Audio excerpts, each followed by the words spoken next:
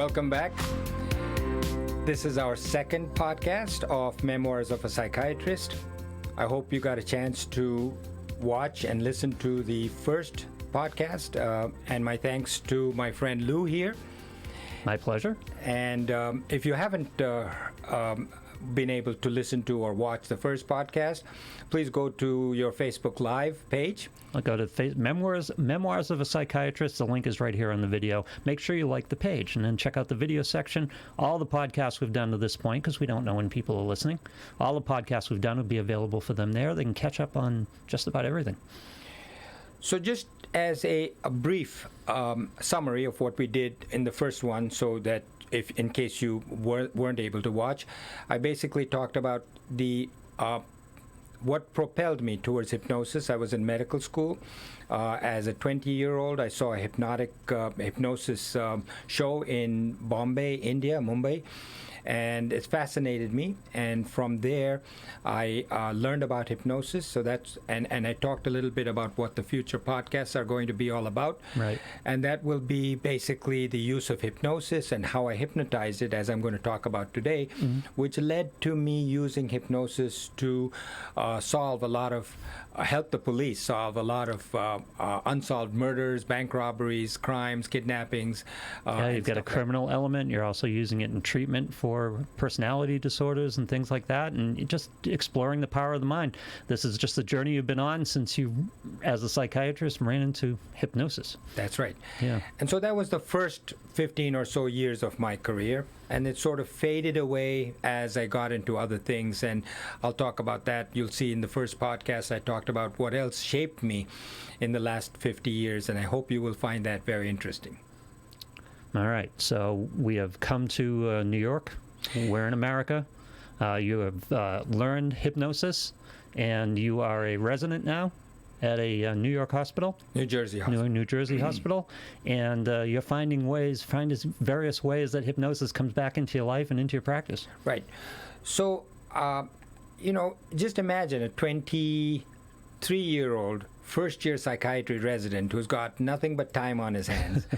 I joined the Your girlfriend is back in India. My girlfriend, my wife-to-be, is back in India. I had nothing else to do. This was the early 70s. Everybody was smoking pot or doing drugs. I didn't smoke. I didn't drink. I led a very different kind of life than a lot of the other people at You the lived time. across the street from your work. Across the street from my work. Spent your days working. And that was my fascination. It wasn't work to me. It was Right. more that I got an opportunity to practice my skills of hypnosis on hundreds of people, because everybody wanted to be hypnotized. They wanted their mothers and mothers-in-law to be hypnotized, and I obliged. I had all the time in the world. This is a relatively small hospital, so all the staff knows you. You're there all the time. Right. Yeah. So I started off by using hypnosis for things like smoking and stuff like that for people within the hospital. Typical stuff, yeah. Typical stuff. And you have to understand, and the audience has to understand, that life was very different back then.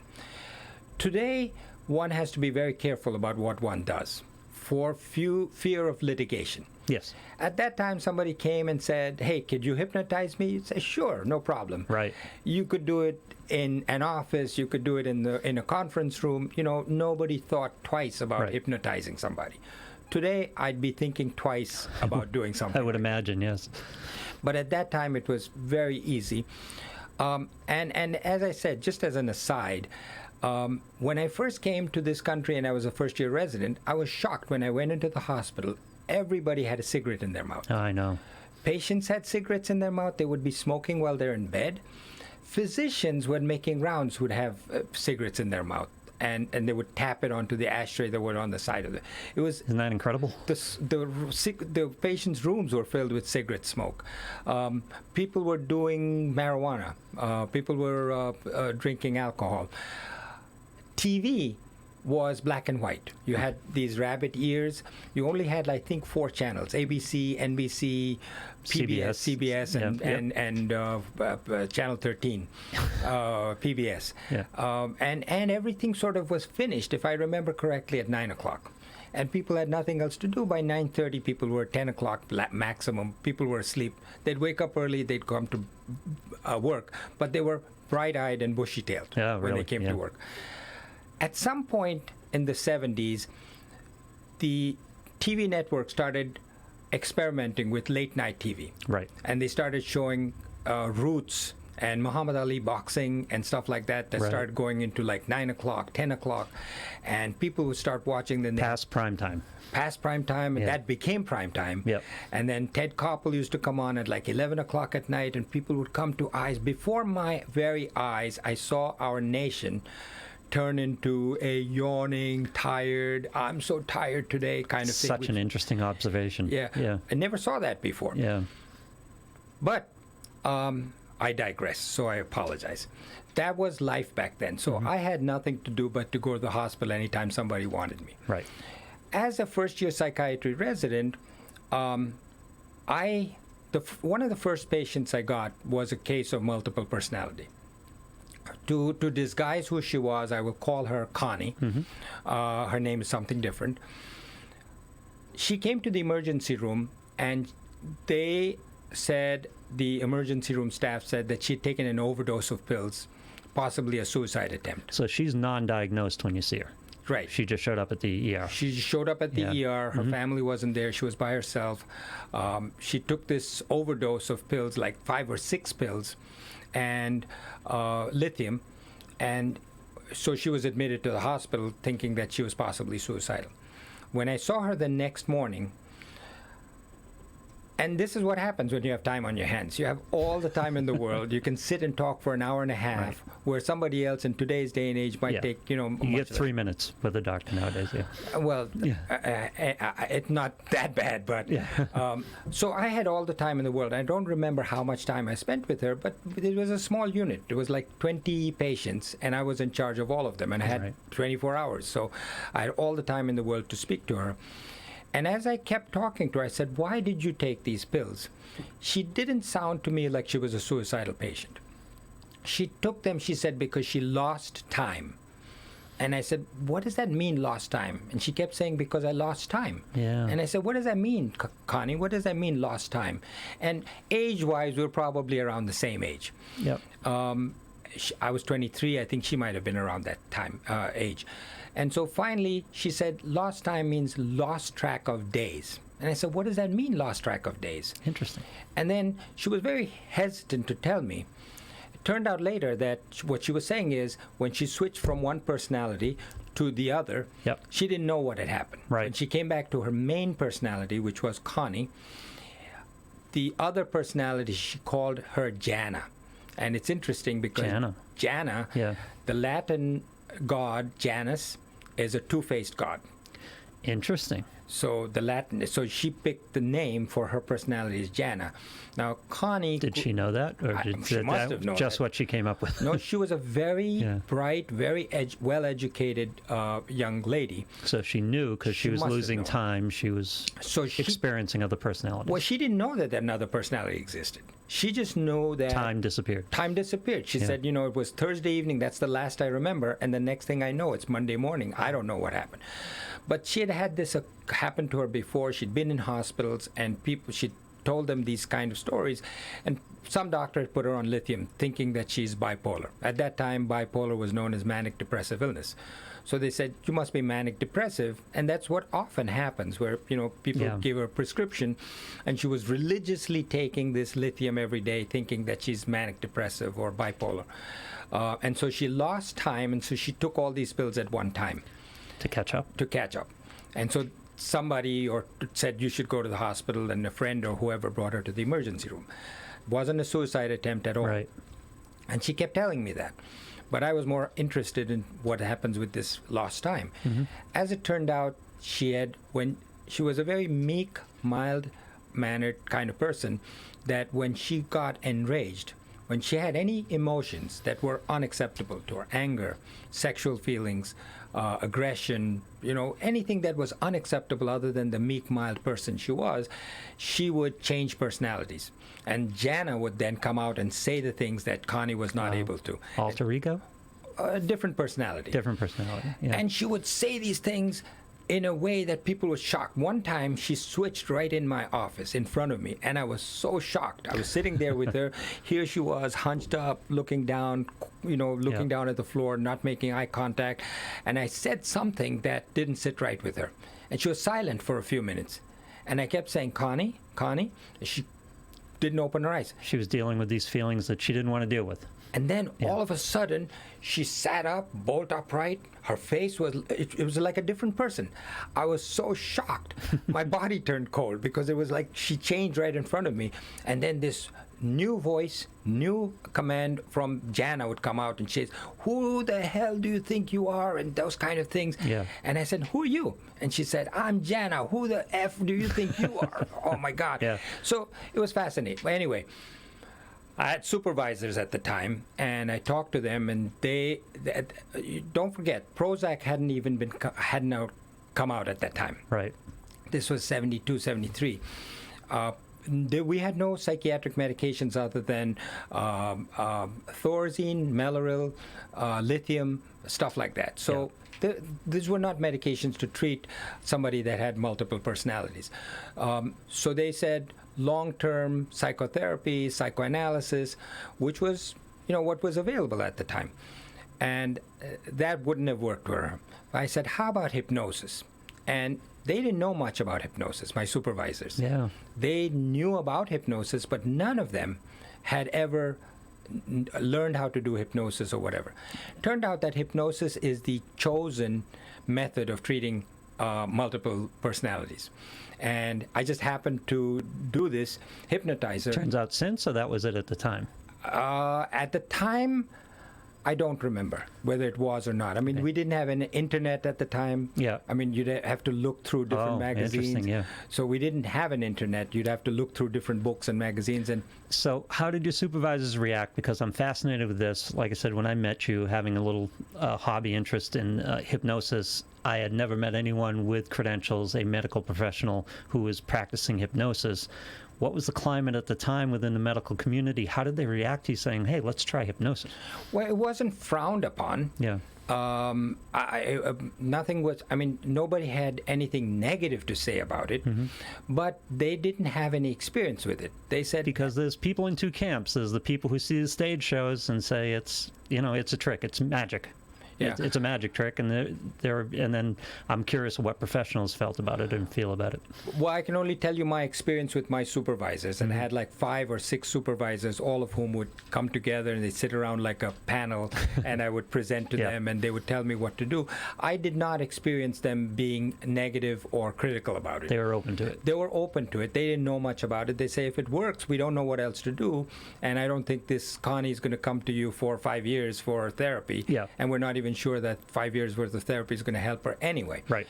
But the hypnosis seemed to work magic. I was able to teach her self-hypnosis, and so I would tell her when she quote unquote lost time to look at her fingers and make a tight fist. This was like a post-hypnotic suggestion. Right. And that when she looked at her fingers and made a tight fist, she would switch back and revert to her personality of Connie. Interesting. And so I would get a call. There were no cell phones. Did you have to teach Jana this? I only had to teach Connie. You only had to teach Connie, yeah. Right. So I taught Connie, and then when I'd get a call, there were no cell phones. So I had to give her my home phone number, which I don't normally do for patients. Right. But I would get a call either in the hospital or my home. I'd given her both numbers. And she would often say, I'm in St. Louis, or I'm in New Orleans. I don't know what I'm doing here.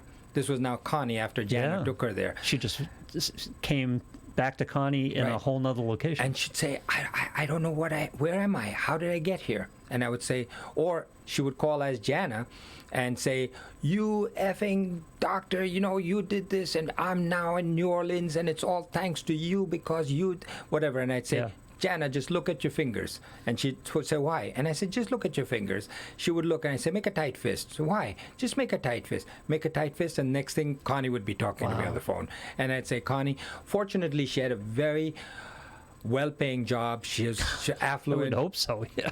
And she was very, very bright. Yeah. I would say, Connie, just get on the next plane and come on back. And so she would come back. So ultimately, I was able. It's a long story. I could write a book on this as to what caused her to have multiple personalities, what her parents did to her when she was a child that caused this. This is a whole, 5-hour-long podcast. So it's trauma-based. It's not genetically based. It's not. That's right. Yeah. Okay. That's right. It's trauma-based. Yeah.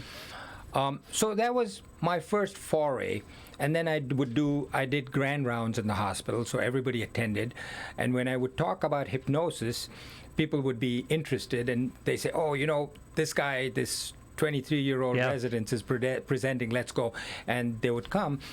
So people would then sort of ask me to, again, hypnotize them. I hid my jewelry somewhere, and I can't find it. Could you help hypnotize me? So I did that. One of the nurses on the floor, fascinating to me, all the nurses gathered around. There were like 6 or 7 nurses on one particular shift. They said, could you hypnotize one of us? And I said, no. And finally, I agreed. In hypnosis, not everybody's hypnotizable. If you remember from my podcast number 1, I myself went up to Max Colley and I wasn't hypnotized. Not everybody's hypnotizable. Then there are grades of people who are hypnotizable. Mm-hmm. I had rarely met somebody who was like a grade 5+, very, very hypnotizable. One of the nurses, Carol, turned out to be a 5+ hypnotizable person. Yeah. So I hypnotized all of them at one time, and turned out that Carol went into a very deep hypnosis. The others sort of came out of it, or they weren't hypnotized. They were laughing, giggling, as I was hypnotizing Connie.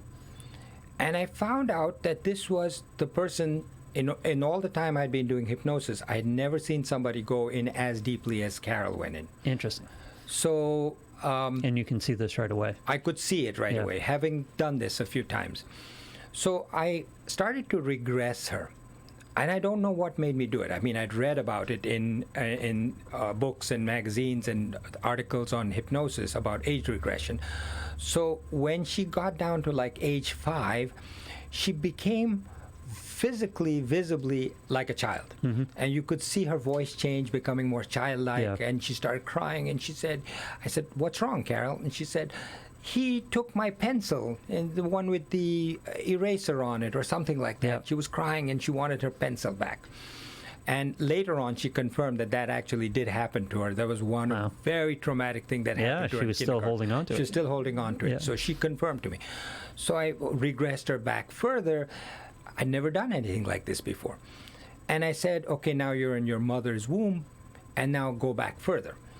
I had read about this, age regression, and going back into a previous life. I never believed any of it. Right. But to our surprise, we were all dumbfounded. She started talking and appearing. Her voice changed. The way in which she was speaking, it was like a foreign tongue. We had no idea what she was saying. I wish I had tape recorded it. Yeah.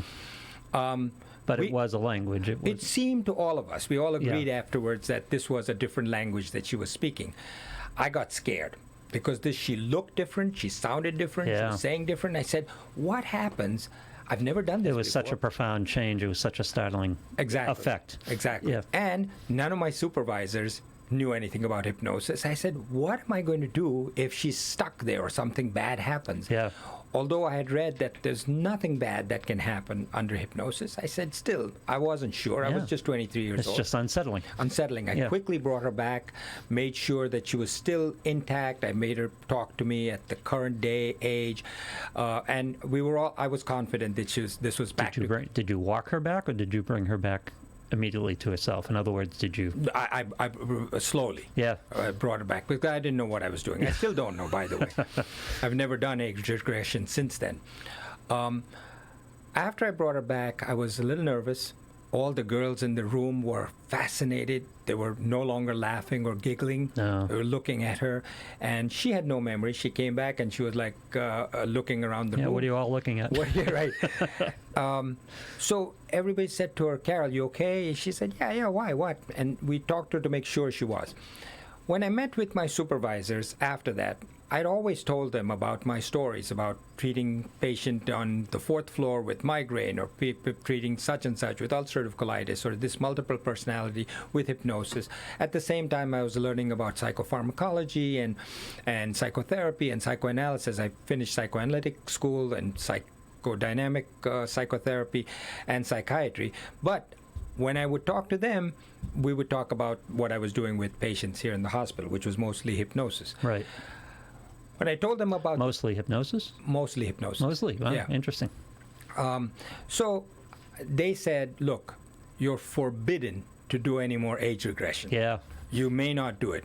And I said, okay, because I was a little nervous myself, and I've not done it. And I sometimes wonder what else I would have found out if I had continued to do more age regression with Carol. Yeah. Because now, I don't know if you've read Weiss's book, Many Masters, No. Many Lives. No. It's a fascinating. He's a psychiatrist who had patients who came to him, and he would age regress them, and they would remember trauma from their previous lives Previous lives. Yeah. that caused them to have phobias in this life, and he would treat them. It's a worldwide bestseller. Yeah.